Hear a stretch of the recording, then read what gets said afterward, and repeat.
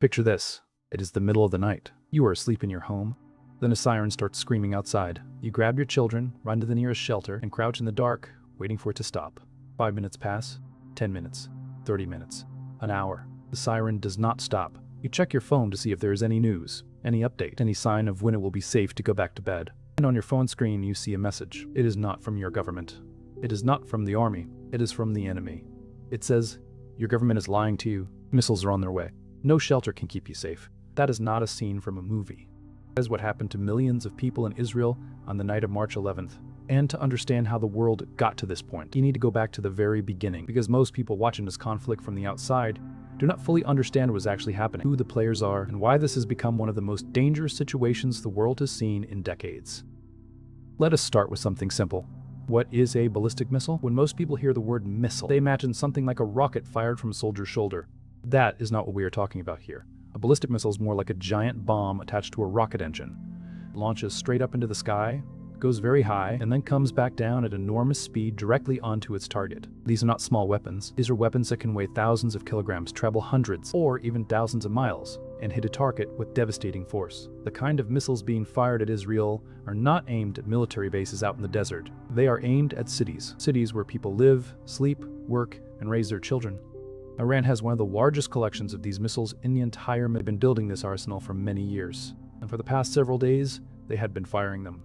Now let us talk about what has actually happened. The current war between Iran and Israel did not start with a diplomatic breakdown or a peace deal falling apart. It started with a war. And in the earliest days of that war, something happened that changed everything about what came next. On the very first day of fighting, an airstrike killed a man named Ali Khamenei along with his entire family, his wife, his daughter, his sister, his son-in-law, his niece, his brother-in-law. Every close family member he had gone in a single moment. That man's son is now the supreme leader of Iran. His name is Mojtaba Khamenei, and he is now 55 years old. And he is now the man in charge of every missile Iran fires at Tel Aviv. Think about what that means for a moment. The person now giving the orders in Iran lost his entire family in a single airstrike carried out by the country he is now at war with. That is not a political calculation. That is something much more personal than that. And military analysts around the world are watching this very carefully. Because throughout history, the most dangerous decisions in wars have been made not by cold strategists, but by people who are acting from a place of grief and loss rather than careful military planning. Let us talk about what Mojtaba did the moment he took power. He became supreme leader on March 8th. Within days, he issued an order that stunned military watchers around the world. He declared that from that point on, no missile fired at Israel would carry a warhead smaller than 1 metric ton. 1 metric ton is 1,000 kilograms. That is roughly the weight of a small car being strapped to a missile and dropped on a city. To put this in perspective, there was a strike earlier in this war. On March 1st, in a place called Beth Shemesh, a missile hit a civilian bomb shelter, the kind of reinforced underground room built specifically to keep people safe from exactly this kind of attack.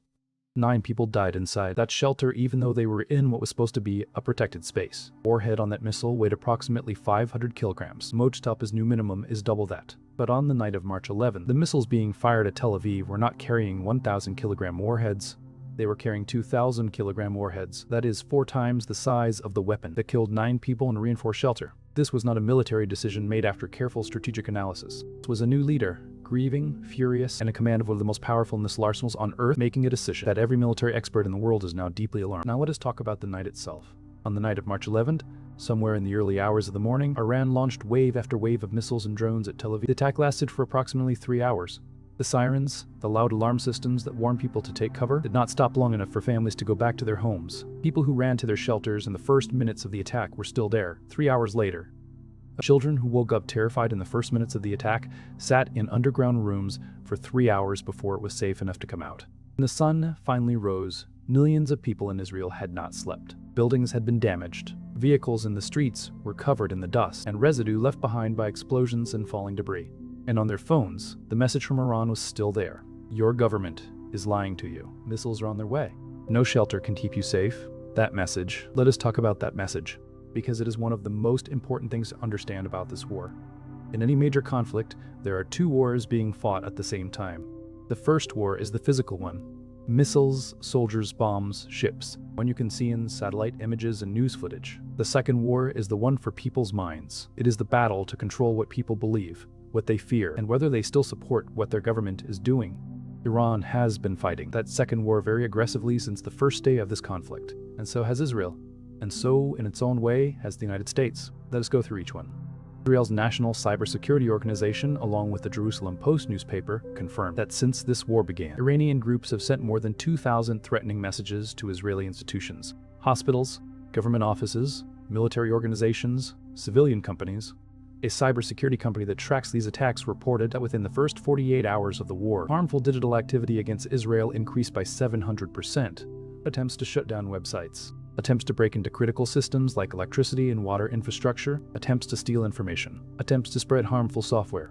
But the most alarming part of this campaign was something specific. Iranian-linked groups sent fake text messages to Israeli civilians claiming that the bomb shelters themselves had been attacked and were no longer safe. Think about what that is designed to do. If you are an Israeli civilian and you get a message on your phone saying your nearest shelter has been hit and is dangerous, you face an impossible choice in the middle of an air raid. Run to the shelter, as the government tells you to, or do you stay in your apartment because the message said the shelter was the danger? That is not just a dirty trick. That is a strategy designed to make people freeze, to make them distrust the one thing that is supposed to protect them. And then Iran went one step further. They sent the mass text message we talked about at the beginning, the one signed with Iran's own military name, the Islamic Revolutionary Guard Corps, sent in Hebrew directly to Israeli civilian phones during an active missile attack, telling people that American radar systems had been destroyed and that no shelter was safe.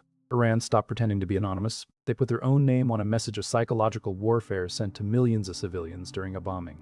But here is something most people do not know. Israel did the exact same thing on the very first day of the war. There is a popular religious calendar app used by people in Iran. It is called the Beit Saba app, and more than 5 million Iranians had downloaded it on their phones. On the first day of the war, Israel took control of that app and used it to send mass messages to Iranian phones. The messages were directed at Iranian soldiers and people who worked for Iran's military. The messages said things like, "The era of the dictators is over. Do not sacrifice your lives for a regime that has already fallen. Lay down your arms." The goal was to get Iranian soldiers to abandon their post and refuse to fight in the very first hours of war before Iran's government could get its communication systems under control and stop the messages from spreading. Neither operation worked the way it was intended. Iranian soldiers did not abandon their posts in large numbers. Israeli civilians did not stop going to shelters because of fake text messages. Both operations achieved something that neither government is comfortable talking about. They created a world in which ordinary people on both sides no longer fully trust anything they read on their phones. They do not fully trust messages from their own governments. They do not fully trust official news channels. They do not fully trust that any piece of information they receive during this war is real. And in a war where keeping your own population willing to continue is just as important as winning battles, the collapse of trust is itself a one that neither side can fully control. Now let us talk about the American side of this. The United States is directly involved in this war. American military forces have been striking targets inside Iran alongside Israel. American ships and planes have been shooting down Iranian missiles and drones before they can reach Israeli cities. American bombs have been dropped on deeply buried Iranian weapon sites, and American soldiers have been dying. The official public count of American soldiers killed in this war is 7. But multiple reporters working for major American news organizations, including Reuters, the New York Times, and the Washington Post, have all separately reported that anonymous American military officials privately say the real number is significantly higher. Many additional American soldiers have been wounded. The way these casualties are being counted and categorized, according to defense analysts, does not trigger the public reporting requirements. It would force the government to disclose the true numbers. A senior defense analyst speaking to Reuters put it plainly. The numbers being reported to the public do not match what is actually happening on the ground in American military bases across the region. Meanwhile, President Trump, speaking at a press conference in Florida on March 9, called this war a short-term excursion and said it would be over very soon. He said the decision to end the war would be made mutually between himself and Israel's Prime Minister Netanyahu. Israeli newspapers immediately reported that this language caused concern among Israeli officials who were uncertain exactly what Trump meant and whether America's goals in the war were the same as Israel's. So on one side you have Iran sending text messages to Israeli civilians saying your government is lying to you. On the other side you have American officials privately telling reporters that the casualty numbers being released publicly do not reflect reality. And in the shelters of Tel Aviv, ordinary families are sitting on the floor at 3 in the morning with their children trying to figure out who is telling them the truth. Let us talk about what Iran says it is trying to accomplish, because Iran has been relatively open about its strategy in this war, which is unusual. Iran is not claiming it will destroy Israel. Iran is not claiming it will win a conventional military battle against a combination of Israeli and American forces. That would be unrealistic, and Iran's leadership knows it. What Iran is trying to do is something much more specific and much more patient. Iranian analysts and officials have stated clearly the goal of these overnight missile attacks, the goal of the text messages, the goal of the psychological campaign is to create so much exhaustion, so much fear, and so much political pressure inside Israel that the Israeli government loses the ability to keep fighting. not because Israel runs out of weapons, but because Israel's own people decide that no military goal is worth what they are going through. Think about what millions of sleepless nights do to a population. Think about what it does to a country when parents cannot send their children to school in the morning because there was a 3-hour missile barrage the night before and nobody slept. Think about what it does to businesses, to hospitals, to the basic functioning of a society when sirens go off at 3 in the morning and every person in the country has to run to a shelter. Now imagine that happening not once, not twice, but night after night. Israel is a country of approximately 9.5 million people. Its airlines have stopped publishing flight schedules. Its airports are effectively closed to normal commercial. Israelis with the money to leave the country have gone to airports looking for flights out and found none available. Israelis without the money to leave are staying in apartments that may not even have their own safe room, running to public shelters in the middle of the night and waking up to find an Iranian military message on their phone telling them the shelter was not safe. Israel's finance minister and its prime minister jointly announced on March 10th that the war requires an emergency budget with tens of billions of shekels, a number that Israel's current financial system cannot handle without serious restructuring. Non-emergency government programs have been put on hold. The economic pressure is building every day. Iran's declaration is that it can sustain this war at its current level of intensity for at least 6 more months. That is not a boast made for television cameras. It is a deliberate strategic statement designed to communicate one specific message to Washington. Whatever timeline the American president announces publicly for ending this war, Iran will outlast it. Trump says very soon. Iran fires 3 hours of missiles at Tel Aviv overnight. Trump says short-term excursion. Iran sends text messages to Israeli civilian phones at 3 in the morning. The gap between what the American president says and what is actually happening on the ground is being filled deliberately and in real time by Iran. Here's what we know about Iran's military losses so far and why this is more complicated than it looks.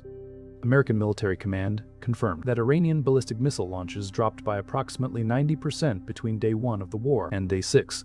The reason for this is that Israeli and American forces identified and destroyed more than 300 Iranian mobile missile launchers. They're essentially large trucks with missiles mounted on them. They can be moved around the country to avoid being targeted, which makes them very hard to destroy. But over the first 6 days of the war, more than 300 of them were eliminated. Iran's navy has effectively been neutralized. More than 50 Iranian naval vessels were sunk by American forces. The White House described Iran's navy as combat ineffective. American stealth bombers, aircraft so advanced that they are extremely difficult to detect with radar, dropped special large bombs designed to penetrate deep underground onto Iranian missile storage sites buried far below the surface. By almost any conventional military measurement, Iran has taken enormous losses, and yet the missiles are still coming. A 90% reduction sounds like near total destruction. But if Iran was firing 90 missiles per day on day 1 of the war, a 90% reduction still means 9 missiles a day hitting Israeli cities. The overnight barrage on March 11th suggests that the actual reduction capability is not holding steady. The attacks are getting heavier, not lighter. The warheads are getting bigger. The duration of the overnight attacks is getting longer. And Iran's response to its losses has been to order its factories to run double shifts, 24 hours a day, 7 days a week, manufacturing new missiles, drones as fast as they are being used up in combat. Iran's foreign minister posted publicly that Iran has many surprises in store. Iran's president publicly rejected the American demand for what officials called unconditional surrender and said the Iranian people would take that demand to its grave. Let us be honest about what the stated goals of this war actually are and why they are so difficult to achieve.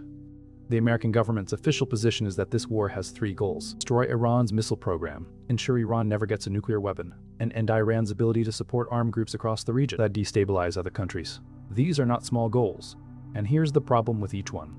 Destroying Iran's missile program does not mean just blowing up the missiles that already exist. It means preventing Iran from ever building more. You can destroy a factory. You cannot destroy the knowledge of how to build one again.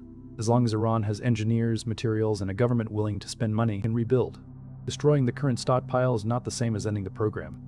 Preventing Iran from ever getting a nuclear weapon is not a goal that can be achieved in a single military campaign. It requires permanent, ongoing monitoring and enforcement.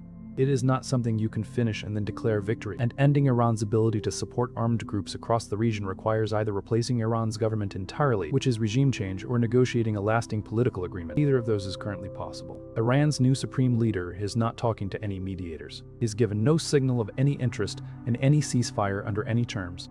America's public demand of unconditional surrender has been rejected loudly and repeatedly by every Iranian official who has spoken publicly since this war began. There is no clear military finish line for any of the 3 stated goals of this war. And inside Israel, behind closed doors, senior officials are beginning to ask the question that no one wants to ask publicly. How does this war end? Not from a place of wanting to give up, but from a place of genuine uncertainty. What does an Israeli victory actually look like? And is the current military campaign producing it? These are the questions that the Israeli government does not yet have clear public answers to. And the Israeli public is sitting in shelters at 3 in the morning on their phones, reading messages from Iran, wondering the same thing. Here is what makes this moment particularly dangerous and why military analysts are paying such close attention to it.